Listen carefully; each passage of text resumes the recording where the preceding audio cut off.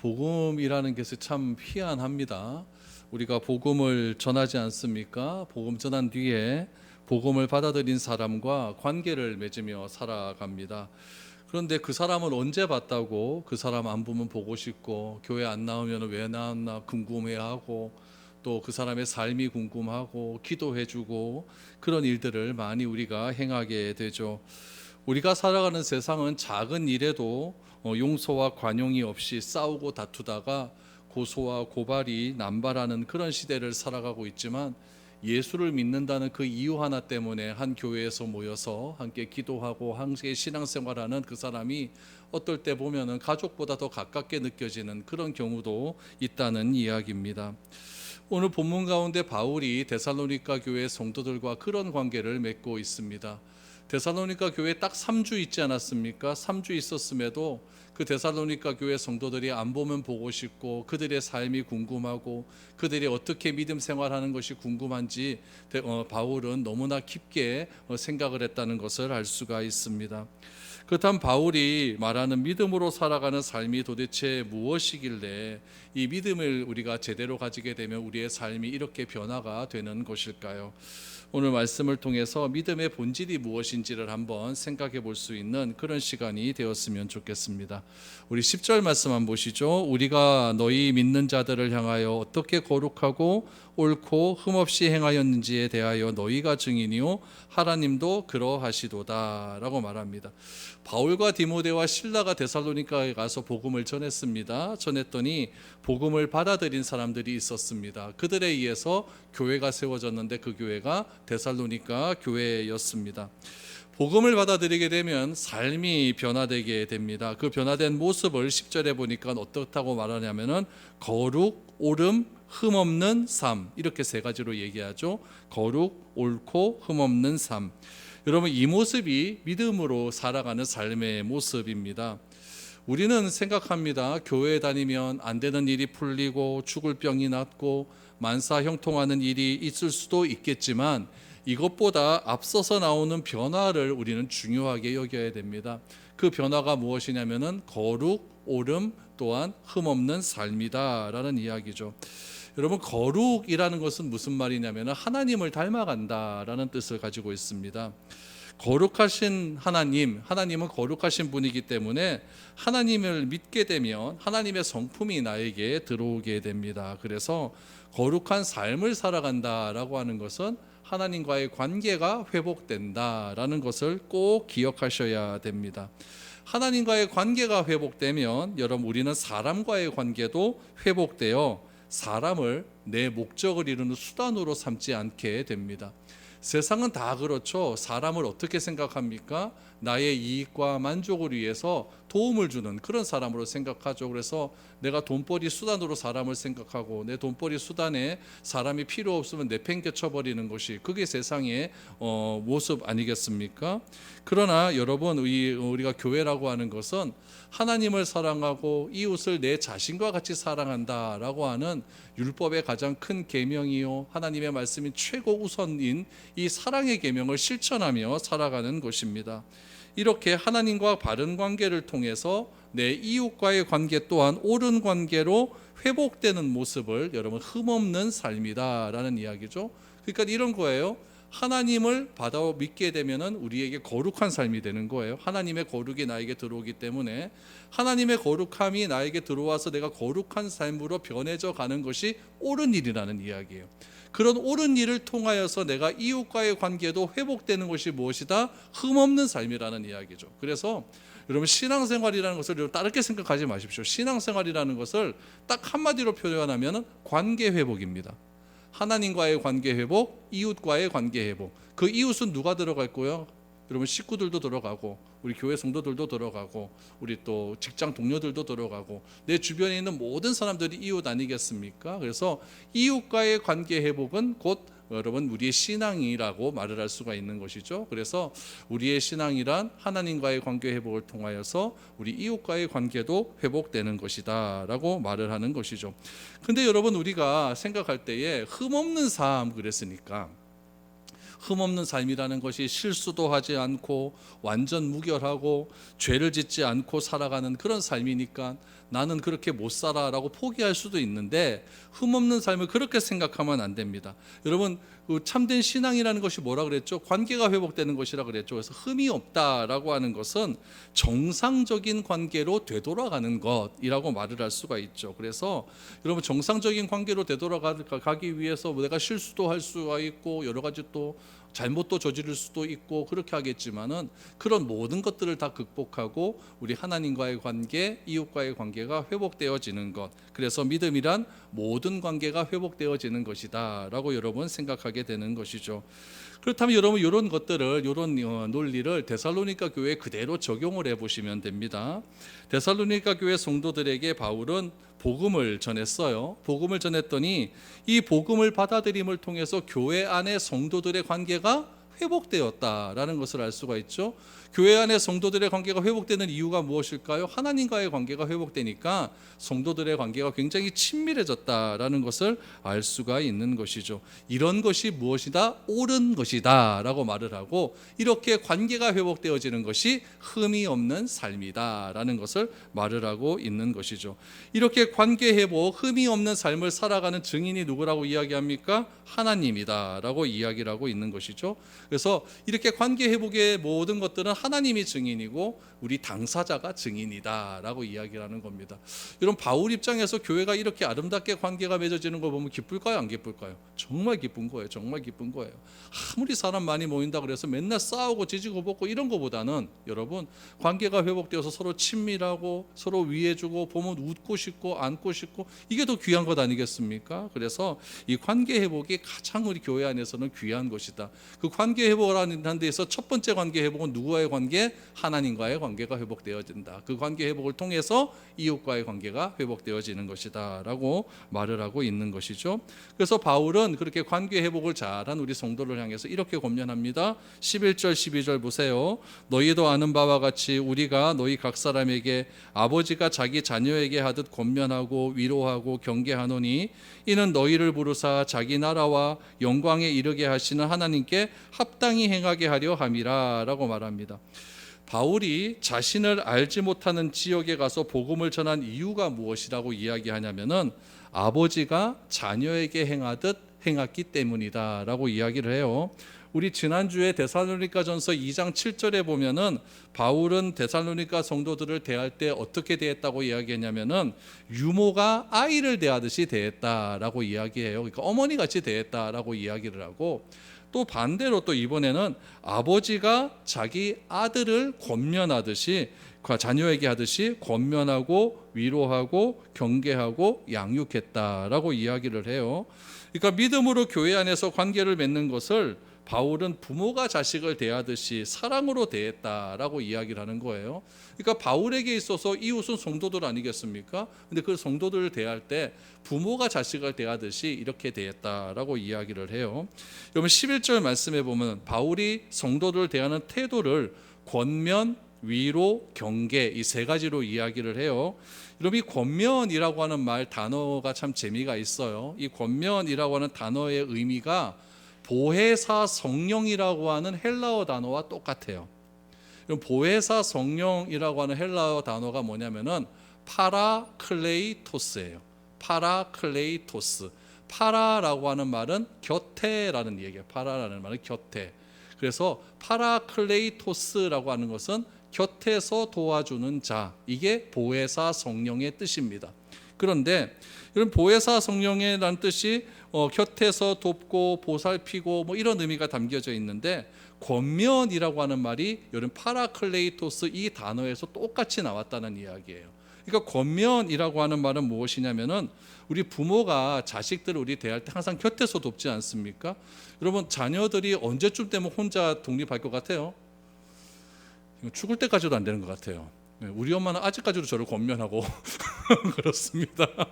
그러니까 부모가 자식을 권면하고 곁에서 도와주는 거는요, 이거 부모가 돌아가시고 나면 끝이 날까요? 끝까지 가는 거예요. 그러니까 권면이라는 것은 항상 곁에서 돕는다라고 하는 그런 의미가 담겨져 있어요. 마찬가지로 교회 안에서도 항상 곁에서 도와주어야 할 대상은 누굴까요? 처음 오시는 분들입니다. 처음 오시는 분들은요 항상 곁에서 도와줘야 돼요. 우리 교회 요거 해봐야 뭐 한 100평 정도밖에 안 되지만은 요 정도 크기에도요 처음 오면 화장실이 어딘지 모릅니다. 그렇죠? 그러니까 처음 오시면 잘 몰라요. 근데 막 2층, 3층, 4층 있는 교회 가면요 도무지 모임 장소가 어디고 아무도 몰라요.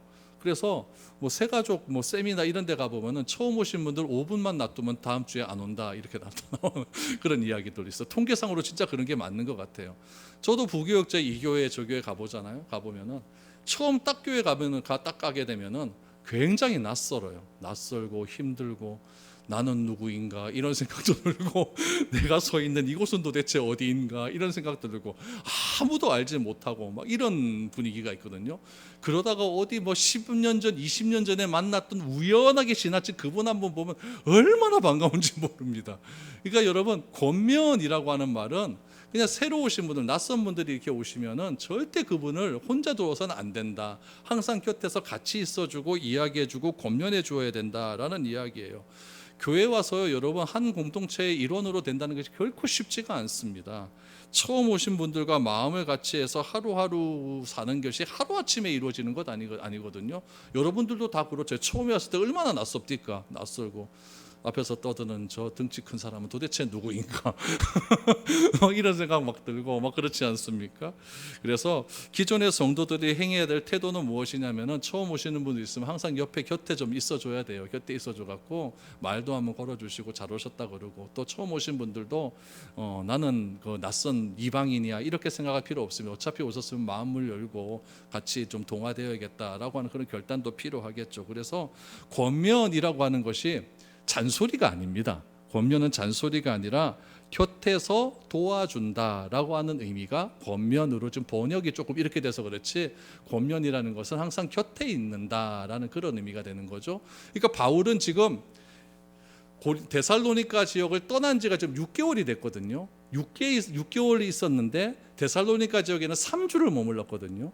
3주 머무는 동안 항상 나는 데살로니가 성도를 너희들과 같이 곁에 있었다라는 것을 이야기하는 겁니다. 두 번째로 위로 그랬어요. 위로는 뭘까요? 감정적, 정서적으로 공감을 하는 겁니다.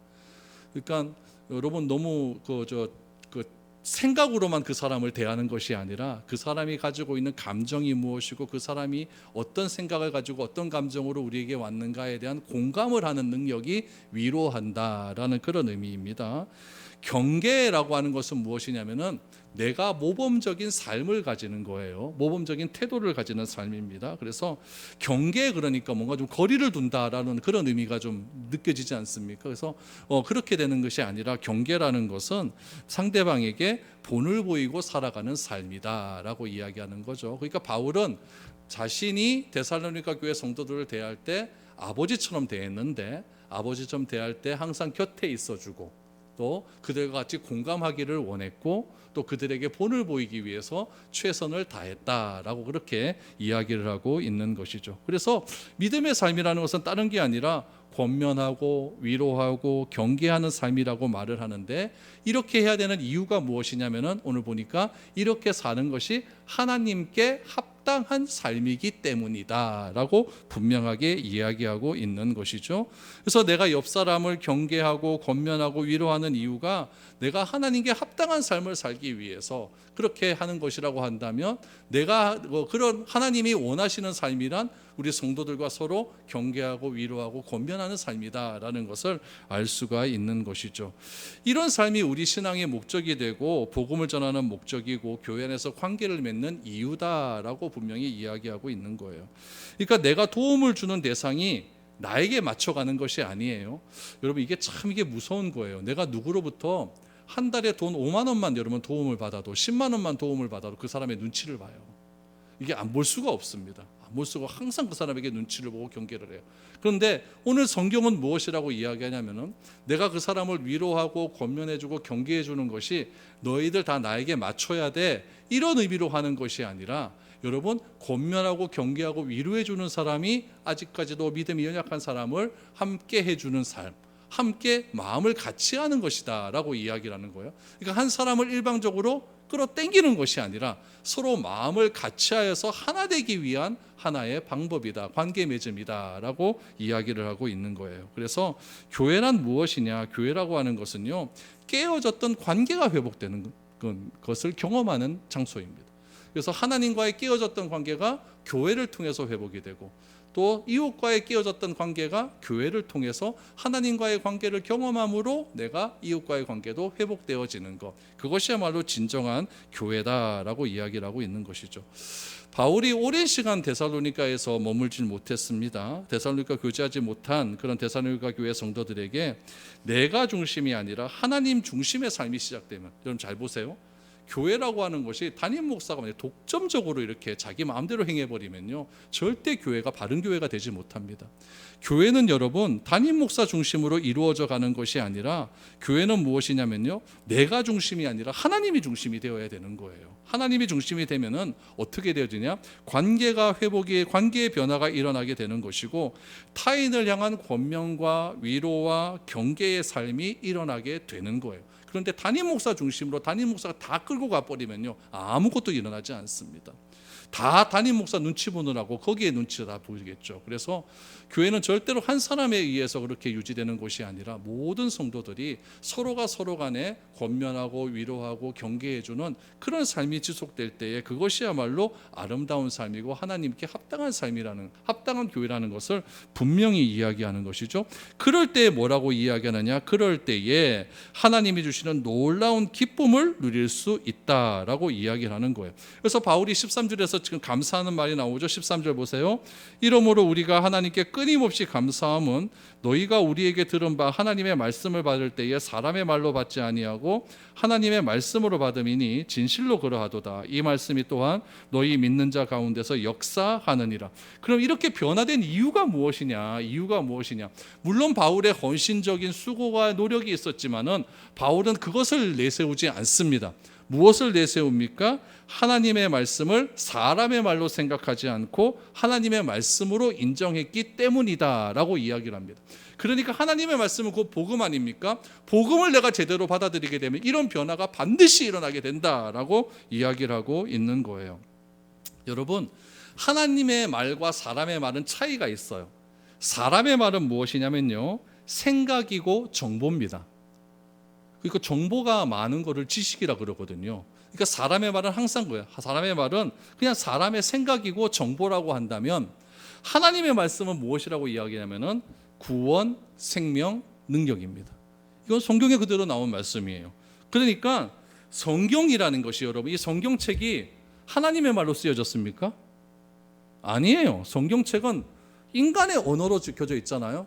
우리 국어로 적혀 있잖아요. 그렇죠? 영어 성경책 보면 영어로 적혀 있고, 그러니까 성경은 인간의 언어로 적혀져 있고 표현되어 있지만, 인간의 언어로 기록되어 있지만, 인간의 언어로 기록된 이 말씀을 내가 하나님의 말씀으로 받아들일 때에 변화는 일어나는 거예요. 그렇죠? 그러니까 하나님은 말씀하셨어요. 근데 그 말씀이 육신이 되었을 때 나타나는 것이 예수님이거든요. 그 예수님을 내가 받아들일 때에 변화가 일어났지 않습니까? 똑같은 거예요. 이 말씀은 인간의 언어예요. 인간의 언어인데, 이 인간의 언어를 인간의 말로 받아들이는 것이 아니라 하나님의 말씀으로 내가 그대로 인정할 때 이 말씀이 육신이 돼서 내가 변화가 일어나게 되는 것이죠. 설교는 어떨까요? 설교도 똑같아요. 설교도 제가 하는 말 아닙니까? 그 말을 딱 들을 때 저 인간 저거 똑바로 하는가 아닌가 내가 평가하고, 저 설교자는 어떤 설교자와 말하는 거에 비교해서 잘하나 못하나 한번 해보자. 이런 것들이 생각하는 게 지식이고 정보입니다. 그러나 부족한 설교지만은 이 말씀을 하나님의 말씀으로 내가 받아들일 때에 이 설교를 통하여서 나에게 변화하는 능력의 역사가 일어나게 된다라고 이야기할 수가 있는 것이죠. 그래서 하나님의 말씀을 받아들이는 나의 태도를 뭐라고 이야기하냐면은 믿음이라고 이야기합니다. 그러니까 믿음은 다른 게 아니에요. 하나님의 말씀을 내가 어떤 태도로 받아들이는가, 그것이 믿음이라는 거죠. 그래서 성경은 하나님의 말씀이에요. 그 말씀을 하나님의 말씀으로 받아들일 때 그 나에게는 변화가 일어나게 된다. 그래서 설교를 들을 때도 설교를 평가하기 위해 듣는 것이 아니라 하나님의 말씀으로 인정하고 믿음으로 받아들여야 되는 거예요. 그럴 때 변화가 일어나게 되는데 그 변화가 앞에서 어떻게 일어나고 했죠? 거룩하고 옳고 흠이 없는 삶으로 나타나게 되는 것이죠. 여러분, 이것이 세상을 구원하는 방법이고 세상을 변화시키는 유일한 방법이에요. 여러분, 혁명한다고 여러분 세상이 바뀝니까? 정치한다고 세상이 바뀝니까? 절대 바뀌지 않습니다. 본질적인 변화는 절대 일어나지 않는 거예요. 십자가의 복음을 듣고 변화된 이유는 무엇이냐면은 십자가와 부활만이 우리를 변화시키는 유일한 길이기 때문에 그런 거예요. 그래서 바울은 자신을 거룩하고 옳고 흠이 없는 삶으로 변화시킨 복음을 전하기 위해서 바울은 빌립보로, 데살로니가로, 베레아로, 아덴으로, 고린도로 나가서는 땅끝까지 나는 가겠다라고 이야기를 하고 있는 것이죠. 근데 바울이 복음을 전할 때 한 가지 문제점을 이야기하는데 그 문제점이 무엇이냐면 복음을 전할 때마다 찾아오는 게 있었어요. 그것이 무엇이냐면은 고난이 찾아온다라고 이야기해요. 그런데 14절 이하에 보면 그 복음을 전할 때 고난이 나오는데 그 고난이 누가 나에게 주는 고난인가? 이게 참 재미가 있어요. 14절 이하를 보세요. 형제들아, 너희가 그리스도 예수 안에서 유대에 있는 하나님의 교회들을 본받는 자 되었으니 그들이 유대인들에게 고난을 받은 것 같이 너희도 너희 종족에게서 동일한 고난을 받았느니라. 유대인은 주 예수와 선지자들을 죽이고 우리를 쫓아내고 하나님을 기쁘시게 하지 아니하고 모든 사람에게 대적이 되어 우리가 이방인에게 말하여 구원받게 함을 그들이 금하여 자기 죄를 항상 채움에 노하심이 끝까지 그들에게 임하였느니라 라고 말하죠. 형제들아, 너희가 그리스도 예수 안에 유대에 있는 하나님의 교회를 본받는 자 되었다. 유대에 있는 하나님의 교회는 어느 교회일까요? 예루살렘 교회예요. 그렇죠? 유대 땅의 하나님의 교회, 예루살렘 교회예요. 그러니까 데살로니가 교회는 최초의 교회였던 예루살렘 교회의 신실하심을 본받았던 교회라는 이야기죠. 그런데 이 예루살렘 교회가 누구에게 핍박을 받았어요? 유대인에게 핍박을 받는 거예요. 유대인에게 핍박을 받아가지고 다 흩어지게 되지 않습니까? 흩어져가지고 이방 종족으로 막 흩어져서 복음이 전하게 되었다라는 이야기죠. 마찬가지로 데살로니가 교회도 핍박을 받았습니다. 누구에게 핍박받았죠? 유대인에게 핍박받았어요. 또 누구에게 핍박받았죠? 불량배들한테 핍박받았어요. 그러니까 예루살렘 교회도 유대인에게 핍박을 받아서 어려움을 당했듯이 데살로니가 교회 너희들도 똑같이 유대인과 폭력배들에 의해서 핍박을 받았다라고 이야기하죠. 그런 이유로 바울은 데살로니가에 오래 머물지 못하고 베레아로 쫓겨나게 되었다. 이런 일을 이상하게 여기지 말아라라고 이야기를 하는 겁니다. 여러분, 그러면서 계속해서 이야기해요. 15절 말씀해 보면 유대인은 누구를 죽였나? 유대인은 복음의 본질인 예수를 죽였다라고 이야기를 합니다. 1차 대전, 2차 대전 때 독일 사람이 유럽 사람들이 이스라엘 민족들을 그렇게 박해한 이유가 뭡니까? 너희는 예수를 죽인 민족 아니냐? 이래갖고 유대인들을 그렇게 박해를 한 거예요. 그러니까 바울도 아는 거예요. 너희들이 예수를 죽이고 너희들이 선지자들을 다 죽이지 않았느냐? 여러분, 유대인이 누굽니까? 하나님을 가장 잘한다고 인정하는 그런 사람들이었어요. 그런데 하나님을 잘한다고 하는 사람들이 하나님이 기뻐하시는 일을 하는 사람들을 오히려 다 죽이고 핍박을 했다는 이야기예요. 유대인은 그래서 바울 일행은 어떻게 했느냐? 유대인들은 바울 일행이 다른 민족 이방인들에게 막 복음을 전하지 않았습니까? 소아시아로 가서 전하고 아시아로 가서 전하고 막 전했더니 여러분 어떻게 했어요? 그들이 구원받게 하는 것을 오히려 막았다. 누가 막았다? 유대인들이 막았다는 이야기예요. 결국 그래서 유대인들에게 하나님의 진노가 임했다라고 이야기를 하지 않습니까? 바울은 어쩔 수 없이 데살로니가를 떠난 이유를 이렇게 이야기합니다. 그러나 바울의 마음 가운데는 자기도 유대인 아니에요?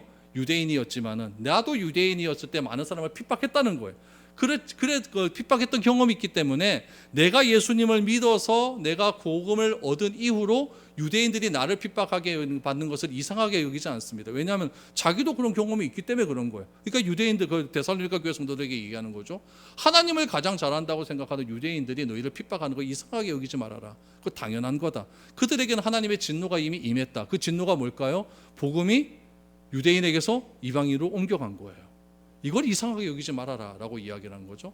그러니까 바울도 데살로니가 교회에 있다가 떠나게 된 거죠. 떠났지만은 나는 비록 이런 핍박에서 떠났지만은 내 마음은 항상 너희에게 있다. 항상 너희들에게 있다. 내가 한두 번 너희에게 가고자 했지만은 여러분 17절 18절에 보니까 자꾸 사탄이 우리를 막았다라고 이야기를 해요. 17절 18절 보세요. 형제들아 우리가 잠시 너희를 떠난 것은 얼굴이요 마음은 아니다. 너희 얼굴 보기를 열정으로 더욱 힘썼노라. 그러므로 나 바울은 한 번 두 번 너희에게 가고자 하였으나 사탄이 우리를 막았다라고 말합니다.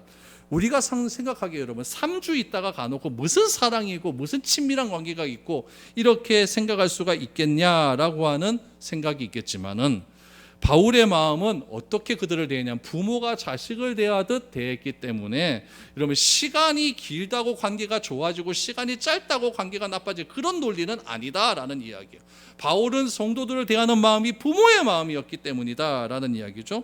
그래서 바울은 데살로니가에 가고 싶은 생각이 늘 있었지만은 그 길이 자꾸 막혔다라고 이야기를 해요. 그 막힌 이유를 뭐라고 이야기합니까? 사탄이 우리를 막았다라고 이야기해요. 여러분 유대인의 방해도 사탄의 방해일까요? 아닐까요? 방해겠죠. 그렇죠. 유대인의 방해도 방해예요. 그러나 가장 결정적인 요인은 무엇이라고 지금 학자들은 생각하냐면요, 바울의 몸에 있는 병 때문에 그래요. 그 병을 여러분 바울이 어떻게 설명하냐면 이렇게 설명합니다. 고린도 후서 12장 7절을 보세요. 여러 계시를 받은 것이 지극히 크므로 너무 자만하지 않게 하시려고. 여러 계시, 바울이 여러 가지 하나님의 뜻을 알게 되었죠. 자기가 너무 많은 지식을 알게 되면 나이는 너희보다 더 높아, 더 많은 것을 알아, 그러다 보면 교만해질 수 있잖아요. 그 교만하게 하지 않으려고 하나님께서 내 육체의 가시, 병입니다. 그 병을 뭐라고 표현하냐면은 사탄의 사자를 주셨으니 이는 나를 쳐서 너무 자만하지 않게 하려 하심이라 라고 말합니다. 그러니까 바울이 데살로니가에 가고 싶었지만은 자꾸 자기 몸이 안 따라가는 거죠. 몸이 안 따라가고 피곤하고 아프고 그런 일 때문에 내가 너희에게 가지 못했다. 또 유대인의 방해도 있었다라는 것을 알 수가 있습니다. 그래서 바울은요, 비록 자기가 계획한 대로 데살로니가에 가고 싶었지만은 가지 못한 이유를 이렇게 설명하면서 또 하나 바울이 생각하는 건 무엇이냐면은 사탄의 방해라고 이야기하지만 내가 데살로니가에 가지 못한 것 또한 하나님의 뜻이다라는 것을 인정을 합니다. 바울이 먼저 여러분 2차 전도 여행 때 딱 가다가 터키 지방 거기서 어디로 가고자 했냐면은 터키를 돌라 그랬거든요. 그게 2차 전도 여행 바울의 계획이었어요. 근데 갑자기 마게도냐 사람이 하나가 딱 나타나서 건너와서 우리를 도와도라고 얘기해서 자기의 계획을 포기하고 마게도니아로 건너가서 빌립보 갔다가 여러분 데살로니가 갔다 이렇게 건너가지 않습니까? 그러니까 바울은 자기의 계획은 중요하지 않는 거예요. 뭐가 중요하냐면 성령께서, 하나님께서 나를 어떻게 인도하시는가, 이게 중요한 거죠. 그래서 바울은 비록 데살로니가에 3주밖에 못 있었지만 교회가 너무 아름답게 성장한다, 그들의 마음이 늘 언제나 있어요. 그래서 다시 한번 가서 그들을 권면하고 싶은 마음이 있었지만은 그거 가지 못하도록 사탄이 막았다. 그러나 그것 또한 하나님의 뜻이라고 한다면 나는 받아들이겠다. 이게 바울의 위대함입니다. 우리는 내 뜻대로 안 되면 짜증나잖아요. 이까놓고하면서 하나님 왜 이럴 수가 있습니까? 그런데 바울은 그것 또한 하나님의 뜻으로 받아들였다라고 이야기를 합니다.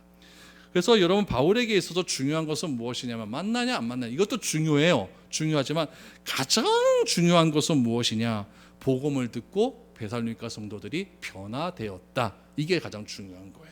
그래서 19절 20절에 보니까 이렇게 이야기합니다. 우리의 소망이나 기쁨이나 자랑의 면류관이 무엇이냐, 그가 강림하실 때에 우리 주 예수 앞에 너희가 아니냐, 너희는 우리의 영광이요 기쁨이니라 라고 말합니다.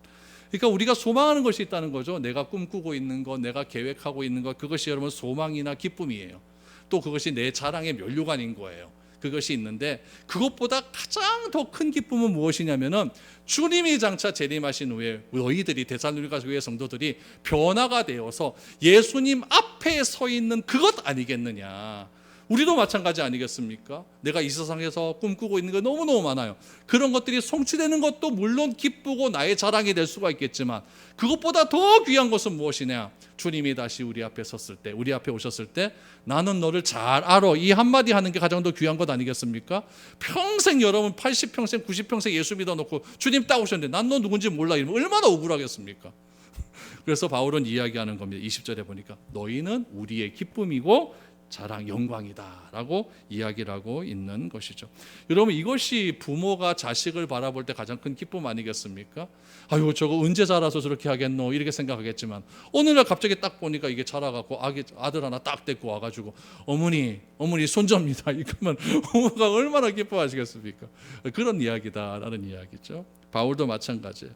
바울이 전한 복음을 하나님이 말씀으로 받아 그 지역에서 소문난 교회가 된 데살로니가 교회, 그 교회가 주님이 재림하실 때까지 거룩하고 옳고 흠이 없는 삶으로 살아가는 것이 바울에게 있어서 가장 큰 영광이고 기쁨이었다라는 겁니다. 그러므로 여러분, 우리 교회도 추구해야 될 것이 무엇이냐? 하나님의 말씀을 듣는 우리들의 태도, 그게 뭐라 그랬죠? 믿음이라고 했습니다. 그렇죠? 믿음이 있어야 한다는 거예요. 그 믿음을 통해서 내 말씀을 듣고 우리가 거룩하고 옳고 흠이 없는 삶으로 살아가는 것, 그것이야말로 주님께 합당한 삶이다. 그런 합당한 삶을 살아갈 때 우리는 주님이 재림하실 때, 주님 앞에 섰을 때 주님에게 가장 큰 영광이고 기쁨이 될 수가 있다라는 것을 우리는 깨닫게 됩니다. 바울의 마음을 알겠습니까? 기가 차죠, 그렇죠? 이런 마음이 우리 모든 성도들에게 있기를 바랍니다. 그래서 우리 힘들어하시는 분들이 있으면 그들을 권면해주고 경계해주고 위로해주시어서 다 같이 하나님 앞에 섰을 때 영광이요 기쁨의 면류관을 얻을 수 있는 저와 여러분들의 삶이 될 수 있기를 축복드립니다.